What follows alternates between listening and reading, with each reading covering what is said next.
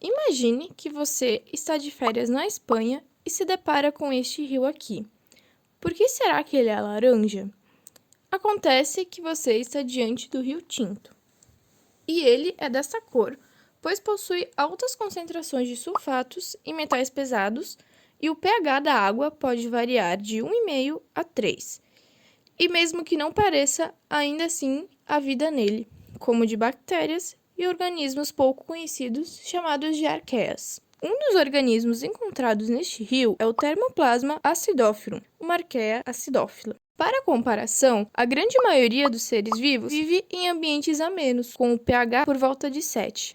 Isso porque valores extremos de pH provocam uma série de problemas como desnaturação proteica, danificam o DNA e podem romper a membrana celular, entre vários outros fatores. Mas as arqueias são conhecidas por conseguirem viver nesses ambientes extremos, sendo um deles os com pH super baixos, prosperando com pHs geralmente abaixo de 4. As arqueias são seres unicelulares procariontes, que compõem o reino arqueia, um reino muito semelhante ao reino Monera das bactérias, porém que possuem características moleculares diferentes. Alguns dos gêneros que incluem as arqueias acidófilas são o Metalosphaera, Sulfolobus, Thermoplasma, Nantronococcus e Picrófilos, que inclui micro-organismos mais acidófilos que conhecemos, sendo capazes de crescer em até ambientes com valores negativos de pH, como por exemplo em solução com 1,2 molar de ácido sulfúrico. Além do Rio Tinto, os outros habitats das acidófilas são fontes de ácido de enxofre, como locais de mineração, onde a oxidação microbiana dos compostos forma um ácido sulfúrico. Também há ambientes naturalmente ácidos por ação vulcânica, que liberam gases sulfurosos ou pela ação de outros organismos que liberam ácidos e se dissolvem no meio, assim criando um ambiente idealmente ácido.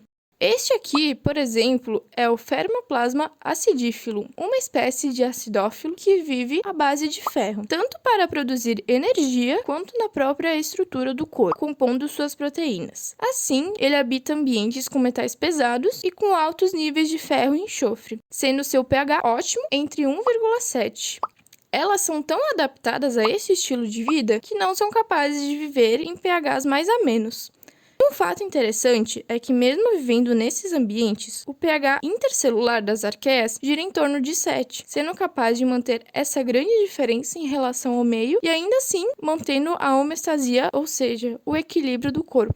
Mas então, como é possível uma arqueia sobreviver nesses ambientes? Não se sabe exatamente qual o mecanismo utilizado, porém, estudos vêm analisando principalmente a membrana celular, que tende a se modificar em composição e estrutura para ser menos permeável e impedir que o equilíbrio se perca tão facilmente. A membrana desses seres é capaz de resistir a gradientes de prótons de até 5 ordens de grandeza, e o seu potencial é frequentemente invertido, mantendo uma carga positiva intracelular, enquanto o normal é que, em repouso, as células vivas sejam carregadas negativamente em relação ao meio extracelular. Existe outro mecanismo também importante nesta regulação, que são os tampões. O que eles fazem é sequestrar prótons quando estão em excesso e também liberá-los quando estão em falta, ajudando assim a manter o pH dentro da célula estável. Uma outra curiosidade são que dados fornecidos por sondas que têm explorado Marte revelam o alto teor de minério de ferro presente no planeta. Ou seja, organismos como o Thermoplasma acidifilum, que vimos antes, poderiam teoricamente habitar o planeta vermelho.